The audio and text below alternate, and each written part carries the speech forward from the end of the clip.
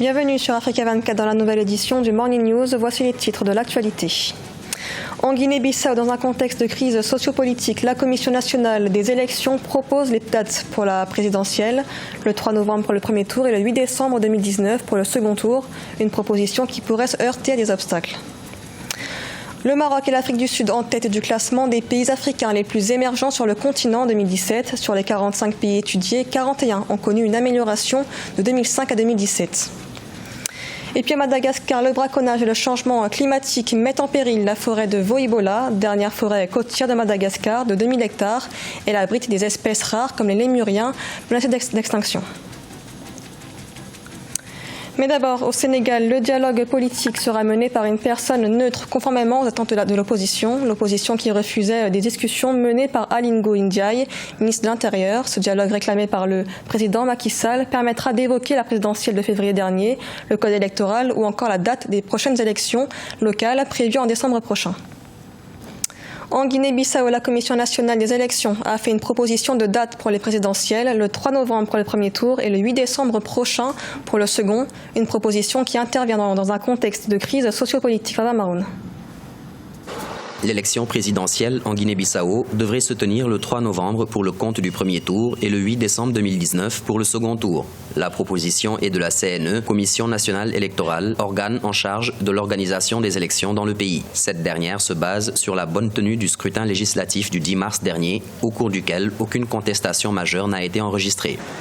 Le CNE a fait une proposition de 2 dates, mais il revient au président de la République de consulter d'abord le gouvernement. Il faudra qu'il y ait un gouvernement en place, un nouveau gouvernement, ça c'est numéro 1. Le numéro 2, c'est consulter les partis en lice qui vont présenter donc 2 candidats. Et en troisième position, voir avec la CNE le chronogramme des élections, cela convient ou pas. Cette proposition de la CNE arrive à une période où la Guinée-Bissau n'a toujours pas de Premier ministre. Domingos Simoes Pereira, chef du Parti africain pour l'indépendance de la Guinée et du Cap-Vert, PAIGC, arrivé en tête des élections législatives, devrait occuper ce poste comme le veut la loi bissau-guinéenne. Cependant, une querelle politique entre le PAIGC et le MADEM G15 a conduit à un blocage institutionnel qui empêche la formation du bureau de l'Assemblée nationale.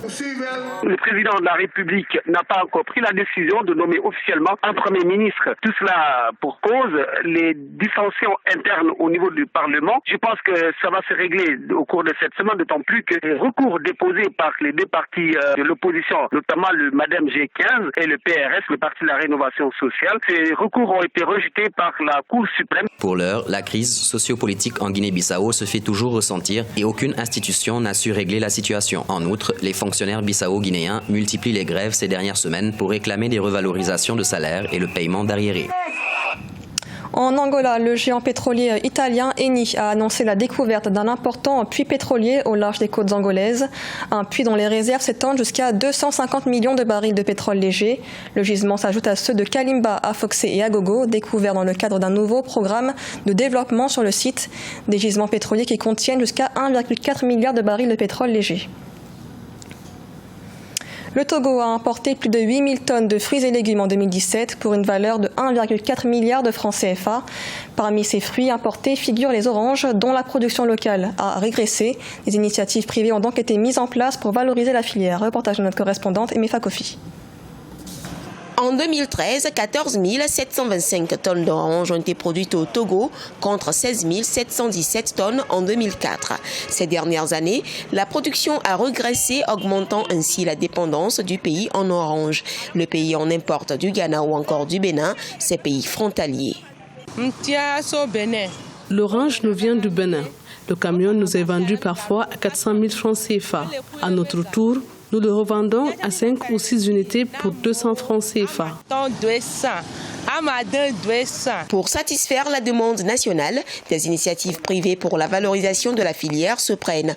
1500 hectares d'orangers à l'horizon 2030, soit 200 hectares d'orangers d'ici 5 ans pour la phase pilote. C'est le projet de cet entrepreneur agricole qui prévoit 250 plants d'orangers par hectare. La finalité de ce projet, c'est d'avoir une unité de transformation de l'orange en jus d'orange et de l'orange en sachet. Cette unité qui va employer le projet va employer presque 300 personnes composées de 65% de femmes. Et nous allons profiter également de ce projet pour installer une filière orange qui n'existe pas jusqu'à ce jour au Togo. Et tout ça, c'est pour répondre aux obligations de l'axe 2 du PND. L'axe 2 du plan national de développement prévoit de faire de l'agriculture un socle de développement à travers l'implantation d'usines de transformation. En 2017, la production fruitière est estimée à 560 000 tonnes. Dans la même année, le pays a importé plus de 8 385 tonnes de fruits et légumes contre 30 265 tonnes d'exportation pour une valeur de 4 578 milliards de francs CFA. Le Maroc et l'Afrique du Sud confirment leur position parmi les pays africains les plus émergents sur le continent en 2017. C'est ce que révèle le classement annuel des pays africains concernant l'émergence économique. Le Maroc occupe ainsi le haut du classement, suivi de l'Afrique du Sud. Faba Maroun. Dans un récent classement publié par le groupe de recherche Institut de l'émergence, coordonné par l'économiste sénégalais Moubarak Lo, plusieurs pays africains ont réalisé de meilleures performances en matière d'émergence économique sur la période 2005-2017, fondée sur 4 dimensions, à savoir la richesse inclusive, le dynamisme économique, la transformation structurelle et la bonne insertion dans l'économie mondiale. Le tableau révèle que le Maroc et l'Afrique du Sud peuvent être aujourd'hui considérés comme des pays émergents. L'Afrique du Sud, c'est un pays qui sort du lot depuis très longtemps, qui a toujours été un pays industrialisé. En Afrique, c'est très tôt industrialisé. Le Maroc, disons, c'est beaucoup plus nouveau. C'est dans les années 2000, donc 2010, que ça s'est accéléré avec la stratégie qu'ils ont mise en place, notamment qui a permis l'émergence de ce qu'ils appellent les métiers mondiaux. Hormis ces pays considérés comme émergents, 10 pays sont classés dans la catégorie dénommée pays pré-émergents, avec en tête la Tunisie, suivie de Maurice et de l'Algérie. Dans la catégorie des pays dits potentiellement émergents, le Sénégal devance 15 pays comme le Cameroun, le Bénin ou encore la Mauritanie. Les autorités ont placé l'objectif en 2035 sur le Sénégal. Mais moi, je demeure persuadé que si les choses s'accélèrent, même d'ici 2030, on pourrait atteindre l'objectif avec 5 années à l'avance ou même plus. L'étude réalisée par l'Institut de l'émergence permet de constater que sur 45 pays, 41 ont connu une amélioration de leur situation d'émergence sur la période 2005-2017. Notons que le Libéria, la Centrafrique et le Burundi sont classés dans la section pays sous-développés et par conséquent ferment la marche de ce classement. La dernière forêt côtière de Madagascar, la forêt de Voibola, est en voie de disparition. La forêt riche en biodiversité est la cible des braconniers et est confrontée au changement climatique, une situation qui pousse les communautés locales à se mobiliser pour la sauvegarde de la forêt. Un sujet de la rédaction. La forêt de Voibola, située sur la côte orientale de Madagascar, près du canal des Pangalanes, pourrait disparaître d'ici 5 ans. L'une des dernières forêts primaires de la région a en effet perdu plus de la moitié de sa superficie en 15 ans. Les 1000 hectares restants sont menacés par les effets néfastes du changement climatique et les trafiquants locaux de bois. Face à ce fléau, des communautés locales s'organisent pour la sauvegarde de la forêt, classée aire protégée depuis 2016. Il n'y a plus de pluie. Les ressources en eau deviennent insuffisantes.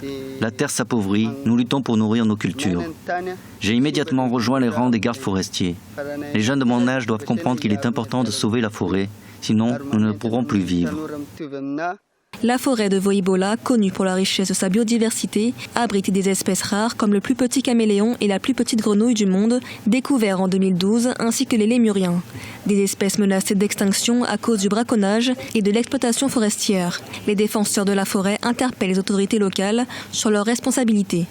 On porte plainte contre l'autorité locale pour abus de pouvoir, pour destruction de la forêt et diffamation, arrestation sans motif valable. Notons que Madagascar perd chaque année 50 000 à 100 000 hectares de couverture forestière sur un total estimé à 9 millions d'hectares selon le ministère malgache de l'Environnement. Les défenseurs de la forêt espèrent une aide de l'État pour mettre fin à cette situation écologique et humaine qui ne cesse de se dégrader. Ce journal a été réalisé par l'ensemble de la rédaction. Merci de l'avoir suivi. L'actualité continue sur Africa 24.